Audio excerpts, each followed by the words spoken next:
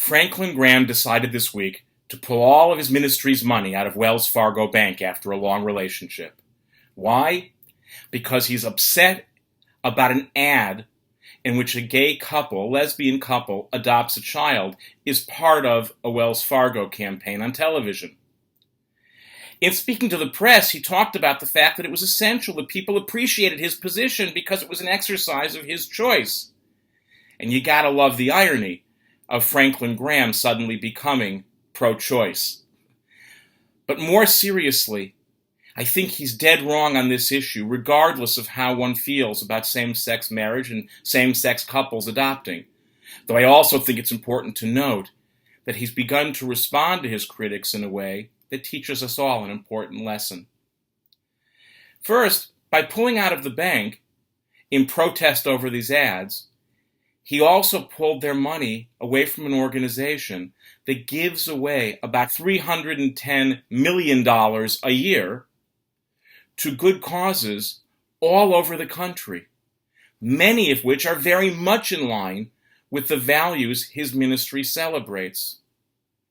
In other words, by locating one issue that they disagreed about, he lost the bigger picture of a whole range of issues which his long-term financial partner and Franklin Graham's ministry may very much agree about. And that's really the problem with boycotts in general. They're a bad idea because they tend to take complex problems and reduce them to single polarized issues. It's not the way to go in almost any circumstance. Maybe even more importantly, this ad celebrates adoption. And we know that for people opposed to abortion, creating a pro-adoption culture is one of the healthiest and most important alternatives. So I think both because of the polarization, because of the litmus test problem, because of taking a position that actually degrades the culture of adoption in this country, and because he made a complex issue a single issue, and finally because he punished a bank that does hundreds of millions of dollars of good works, Franklin Graham was dead wrong on this issue. But it's fascinating to watch as he responds to his critics. And here's where he does have something to teach all of us, regardless of what we think about his decision. He spoke out this week saying, look, it's not that I'm opposed to the bank for being gay-friendly. I believe all Christians have a mandate to be gay-friendly, meaning friendly to gay people, whether we agree with them being gay or not. Leave aside that he thinks it's a choice. What I don't believe in, the minister went on to say, is advocacy for social policies that are pro-gay. Now, whether one agrees with him or not, watching him wrestle with balancing his spiritual call to be friendly to all, and an equal spiritual call as he receives it, to be anti-gay culture or gay sex, is a really interesting lesson. What if all of us were willing to open ourselves to the competing claims of whatever tradition we follow?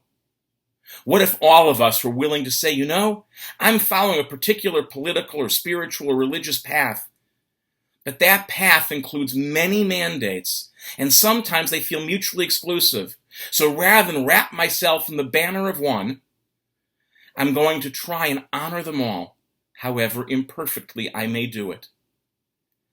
Ironically, I would simply say to Reverend Graham that if that is really what he's trying to do, he may want to reconsider repositioning the church's funds, articulate the anti-abortion, pro-adoption positions he believes in, support for the bank's $300 million a year of good works, and still say, but at the end of the day, I'm not comfortable with that ad, and I don't believe in that ad.